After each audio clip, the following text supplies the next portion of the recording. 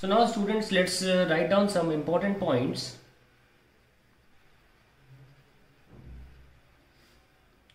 related to escape velocity of Earth.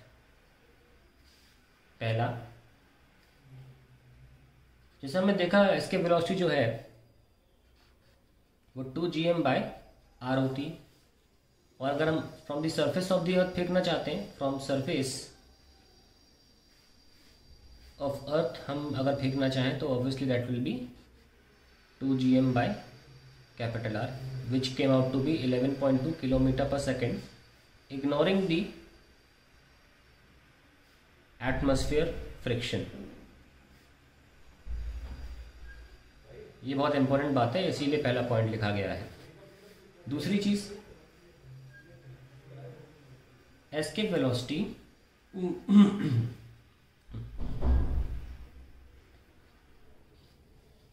does not depend on the mass of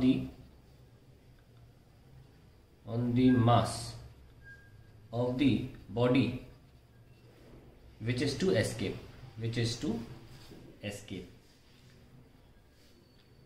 It depends on the mass of the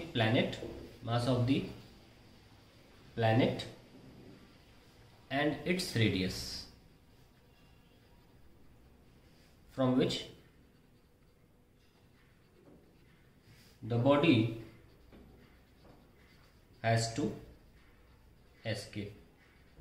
कुछ planets की बात करें अगर, तो सबसे मिनिमम एस्केप वेलोसिटी किसकी है?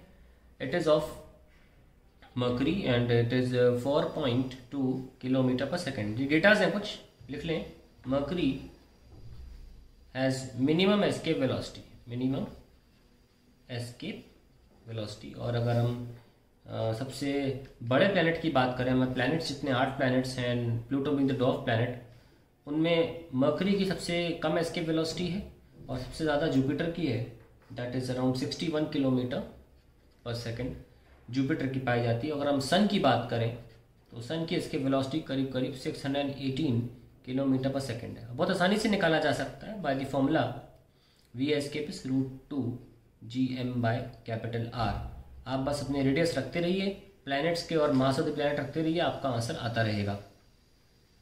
Now the next point, escape velocity में तीसरा पॉइंट ये लिखने जा रहे हैं दैट हमें पता है कि फॉर्मूला जो होता है वो होता है √2gm/R. लेकिन इसे एक आसान फॉर्मूला भी है, हम बना सकते हैं. दैट इज, अगर हम r से मल्टीप्लाई और डिवाइड कर दें तो फिर ये क्या बन जाता है? ये बन जाता है acceleration due to gravity for that planet. अब हम अर्थ की बात करें तो 2gr, आप देखें कितना आसान हो जाएगा कैलकुलेशन. यस और नो? तो कैलकुलेशन आसान हो जाती है क्योंकि ऑलरेडी gm/r² सॉल्व होता है. 9.81 हम लेते हैं सरफेस पे और रेडियस 6.4 10⁶ है. ऐसे भी सॉल्व करके यू गेट 11.2 km/s. बट ये फॉर्मूला बहुत इंपॉर्टेंट है, याद रखें इस बात को. और इस तो कई बार ऐसे भी लिखा जाता है GD. ओके, कई बार ऐसे भी लिखा जा सकता है, मतलब D is the diameter of the planet, dia of planet. इस तरीके से भी आप लिख सकते हैं. चौथा पॉइंट ये है दैट एस्केप वेलोसिटी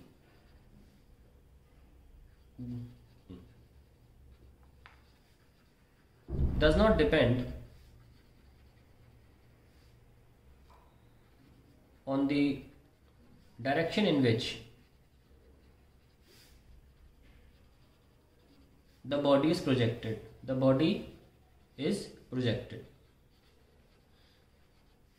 जैसे कि हम अर्थ हैं, चाहे यहाँ फेंकें और चाहे यहाँ फेंकें, चाहे उधर फेंकें चाहे इधर फेंकें, एस्केप वेलोसिटी सेम रहती है, डायरेक्शन पे डिपेंड नहीं करती.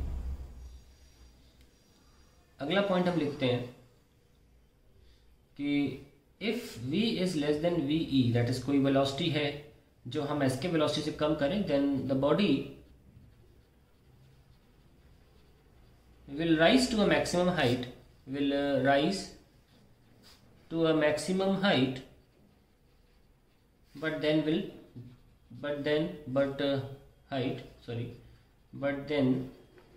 will eventually fall down. Eventually come back देखिए, अब आप इक्वेशन ऑफ मोशन कैसे लगाते थे, v square equals to u square minus 2gh, जब आप ऊपर फेंकते थे अपवर्ड्स।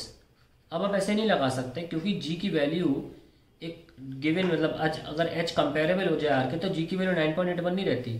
तो ये जो इक्वेशन ऑफ मोशंस है ना, ये तब तक वैलिड है जब तक आप H is very very less than R. लेकिन अगर कंपेरेबल हो जाए, जैसे ग्रेविटेशन के चैप्टर में अगर कंपेरेबल हो जाए हमारे हाइट्स जहाँ तक आप फेंक रहे हैं, तो फिर फॉर्मूला अलाउड नहीं है यूज़ करना।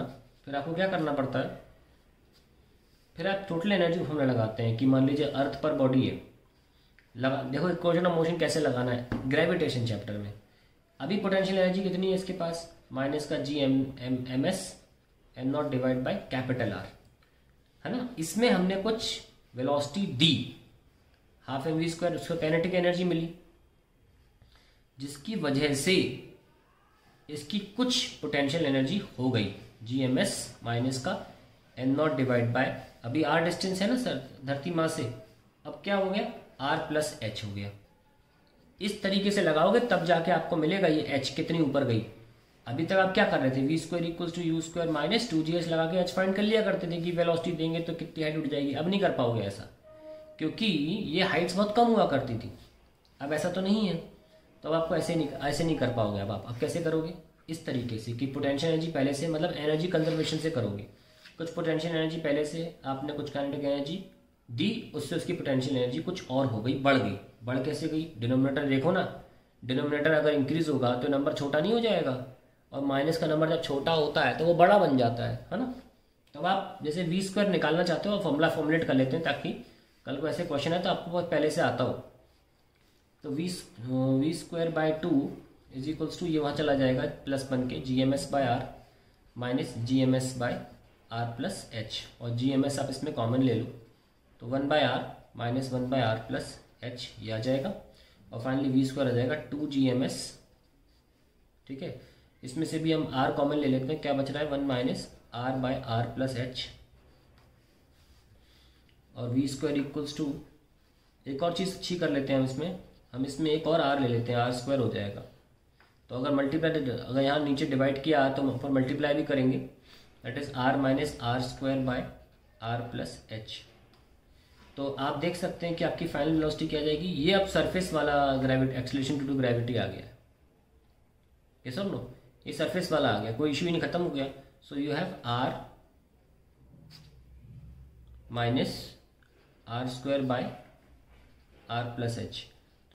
अब इसे थोड़ा आप आगे फर्दर सॉल्व कर सकते हैं, 2gs that is R minus R square R plus h, हमको तो एच निकालना है। तो वी स्क्वायर बाय 2g आ जाएगा जो कि एक्सीलरेशन ड्यू टू ग्रेविटी है, is equals to R square plus h R minus R square by R plus h, और ये cancel. So we have v square by 2g into R plus h is equals to h into R. अब हमें सिर्फ h निकालना है, v square R by 2g plus v square h by 2g is equals to h R. So we have v square r by 2g is equals to h common लिया, r minus v square by 2g, okay. So finally we have h is equals to v square r by 2g divided by r minus v square by 2g. So h निकाला जा सकता है इस फॉर्मूले से, ज़रूर लिख लें formula 2gr minus v square upon 2g and this is cancelled.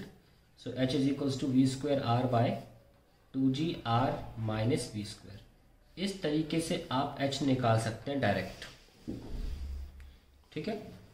जो पहले आप नॉर्मली निकालते थे कि जब ग्रेविटेशन चैप्टर नहीं था, इक्वेशन ऑफ मोशन था, तो v square equals to u square minus 2gh था, उसमें h पर आराम से निकाल लेते थे हम, कैसे u square minus v square by 2g, और की फाइनल वेलोसिटी 0 थी तो यू स्क्वायर बाय 2g से निकल जाता था।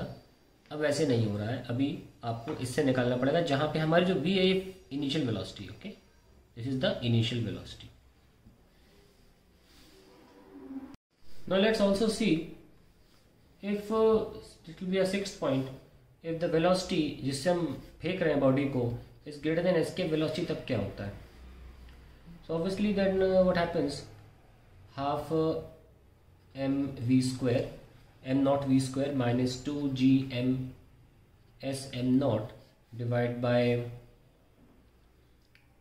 आर सरफेस से इज इक्वल्स टू, अभी तक हम क्या करते थे, इसको जीरो कर रहे थे, लेकिन अब ये जीरो नहीं है। ओके, अभी तक हम क्या कर रहे थे, हम अगर एस्केप के बराबर वेलोसिटी देंगे तो वो ऑब्वियसली इसके बराबर होगी और आंसर जीरो आ जाएगा, जस्ट बाउंड वाली, जस्ट अनबाउंडेड कंडीशन।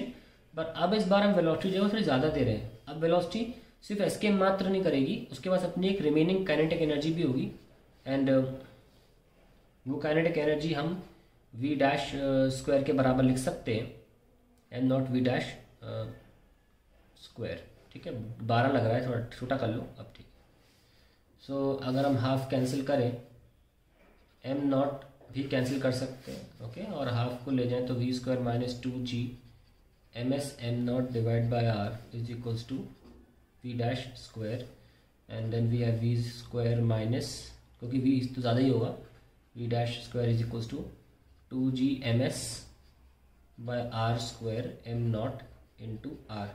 ये मैंने आर से मल्टीप्लाई डिवाइड किया ताकि ये g बन जाए। So v square minus v dash square is equals to 2g, अच्छा एम नॉट तो कैंसिल हो गया था, मैंने कैंसिल नहीं किया इसमें से। So we have 2g surface r. So this is the change in the square of the velocity. So now if you notice that this 2gsr is nothing but, पीछे फॉर्मूला नोटिस कर लेना कि ये actually ऐसे भी लिखा जा सकता था, square root of square that is v escape का स्क्वायर, एस्केप वेलोसिटी है। तो आपकी जो वेलोसिटी है, जो फाइनल वेलोसिटी रिमेनिंग है, जिस वेलोसिटी से एक्चुअली फर्दर बॉडी मूव कर रही है, ये ऐसे निकल जाती है। और अगर आप डायरेक्टली निकालना चाहते हैं फॉर्मूला, तो ये सब फॉर्मूले बहुत इंपॉर्टेंट है। बहुत से क्वेश्चंस आते हैं कंपटीशन में जहाँ पे डायरेक्ट फॉर्मूले लगा सकते हैं कि अगर किसी बॉडी को एस्केप वेलोसिटी, मान लो हमने फॉर्मूला दे दिया 15 किलोमीटर पर सेकंड से फेंका जाए, है ना, तो आप बताइए वो किस वेलोसिटी से मूव कर रही है, जो कि 11.2 से ज़्यादा है ना, तो obviously it will not just be unbounded, it will be moving further with some kinetic energy. तो आप यार इतनी कैलकुलेशन थोड़ी ना करोगे, तभी तो मैं आपको पका पकाए चीज़ें दे रहा हूँ। ये तो अपनी कॉपी में बक्से बनाते रहे इन फॉर्मूलेस को। कई बार क्या होता है कि आपको ऐसे ही सॉल्व करना हो, या फिर मान लो तो मैं दोनों बक्स बना दिए, अक्सर ये भी फॉर्मूला इंपॉर्टेंट माना जाता है, ये भी फॉर्मूले कुछ सिग्निफिकेंस है। हालांकि आपको 11.2 याद होगा, तो आप आसानी से गिवन वेलोसिटी का स्क्वायर माइनस 11.2 जो कि फेमस वैल्यूज हैं उनका स्क्वायर मल्टीप्लाई करके आप सोच सकते हैं कि मैंने ये क्यों दिया। ये हो सकता है कि आपको अर्थ को लेकर ना पूछा जाए, आपको मून को लेकर पूछ लिया जाए, तो आपको मून का रेडियस और जी सॉल्व करना होगा। हालांकि बेटर होगा कि कुछ प्रोमिनेंट सेलेस्टियल बॉडीज की आपको एस्केप वेलोसिटी पता होनी चाहिए। मरकरी जुपिटर की तो बता दी मैंने, सन की बता दी, थोड़ा आप बाकी बॉडीज, मून की खासतौर से आप याद करके रखें। मून पे बहुत क्वेश्चंस आते हैं, तो मून की आप सॉल्व कर लेना, मास ऑफ द अर्थ और रेडियस ऑफ द अर्थ, और ये सब चीज़ें आप नेट पे सर्च कर सकते हैं। डायरेक्टली जी की वैल्यू भी आप मून की नेट पे सर्च कर सकते हैं। ये आपका हो गया velocity if the body is thrown at certain velocity higher than the escape velocity. अब हम बात करने जा रहे हैं कि ब्लैक होल के बारे में हम कुछ बात करते हैं। छोटा सा पॉइंट ब्लैक होल पे भी डाल देते हैं कि जितने भी स्टार्स हैं वो ब्लैक होल बनते हैं ना। तो कितना रेडियस होता है ब्लैक होल का? अगर हमारा सन ब्लैक होल बन जाए तो रेडियस ऑफ ब्लैक होल,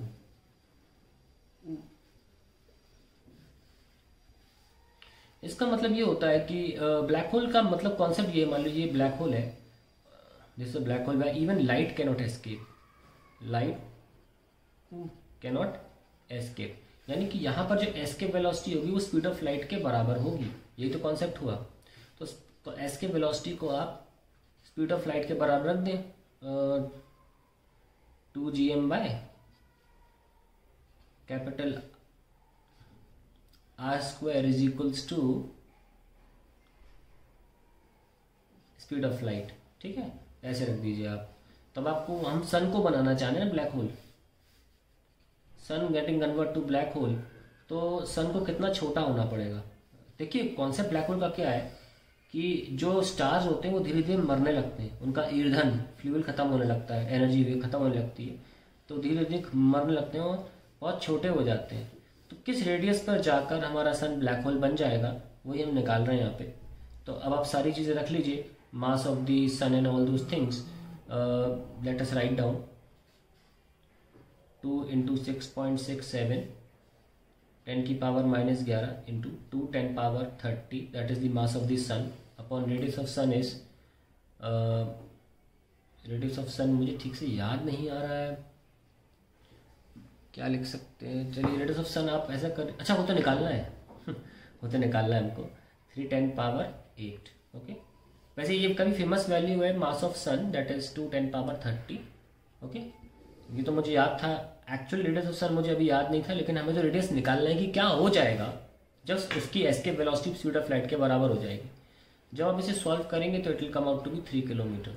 तो सन जो है वो मात्र 3 किलोमीटर यानी 6 किलोमीटर के दायरे में खत्म हो जाएगा जब it will become a black hole. आपको पता है अगर हम अर्थ को ब्लैक होल बनाना चाहें, तो अर्थ को छोटा होना पड़ेगा approximately I think 9 centimetre. The diameter of the earth will become around 18 centimetre, जहाँ तक मुझे याद है। इसके आसपास की बात है, 18 सेंटीमीटर में अर्थ समा जाए। इसके पीछे का थोड़ा सा लॉजिक बता देता हूँ मैं। ये क्या होता है ना कि इतनी ज़्यादा ग्रेविटी हो जाती है, हमारा ये जो यूनिवर्स है ये एक मटेरियल से बनता है, उसे बोलते हैं स्पेस टाइम, ठीक है। और स्पेस टाइम होता है फ्लेक्सिबल। और ये नाम जो है महान श्री आइंस्टाइन ने दिया। स्पेस टाइम जो नाम है हमारे यूनिवर्स के मटेरियल का, पूरा ब्रह्मांड इस मटेरियल में समाया हुआ है, उस मटेरियल को बोलते हैं, फैब्रिक को बोलते हैं स्पेस टाइम। ये स्पेस टाइम फ्लेक्सिबल होता है। ये फ्लेक्सिबल हैवी बॉडीज के लिए पाया जाता है, जैसे कि मान लो अर्थ मून ऐसी बॉडीज के लिए फ्लेक्सिबल होता है। तो जब भी कोई अर्थ मून या जुपिटर ऐसी भारी भरकम बॉडी या सन रखी जाती है स्पेस टाइम के ऊपर, एक डिप्रेशन सा क्रिएट हो जाता है, इनमें एक गड्ढा सा बन जाता है और आसपास की बॉडी इनमें गिरने लगती है ओके। तो अब क्या होता है कि अगर किसी बॉडी का साइज छोटा होता चला जाए, डेंसिटी क्या होता है मास अपॉन वॉल्यूम, अगर बॉडी का साइज छोटा होता चला जाए मास सेम रहे तो उसकी डेंसिटी इनॉर्मस बढ़ जाती है, जिसकी वजह से इस भार का वजन स्पेस टाइम झेल नहीं पाता और धीरे धीरे स्पेस टाइम जो होता है उसके अंदर डिप्रेशन बढ़ने लगता है ऐसे। फिर फाइनली डिप्रेशन यहाँ पहुँच जाता है, फिर फाइनली डिप्रेशन यहाँ पहुँच जाता है ऐसे। और फाइनली जब इतना ज़्यादा हो जाता है तो इसे बोलते हैं सिंगुलैरिटी। ऐसे सिंगुलैरिटी पॉइंट बोला जाता है ऐसे। यहाँ पे जाकर ब्लैक होल बन जाता है और वो जो बॉडी है वो एक्चुअली यहाँ पर है। तो अर्थ 9 सेंटीमीटर की रेडियस की यहाँ पर पाई जाएगी, ठीक है। तो ये हमारा स्पेस टाइम कहलाया जाता है। और कहते हैं कि अगर आप इसको फाड़ दें तो आप पैरेलल यूनिवर्स में पहुंच जाएंगे, ऐसा कुछ बोला जाता है। कंसेप्ट पैरेलल यूनिवर्स का यही है कि ये हिस्सा पे पैरेलल यूनिवर्स में जाके खुलता है। बड़ी फैसिनेटिंग चीज़ें हैं, आप नेट पे और सर्च कर सकते हैं, लेकिन यहाँ तक तो गारंटीड से थ्योरी है कि ऐसे ब्लैक होल बनता है। और इतना ज़्यादा खतरनाक ग्रेविटी हो जाती है इस रीजन की, इस गड्ढे की वजह से कि लाइट भी घुस जाती है इसके अंदर, लाइट बाहर नहीं निकल पाती। तो ये सब ब्लैक होल के बारे में है।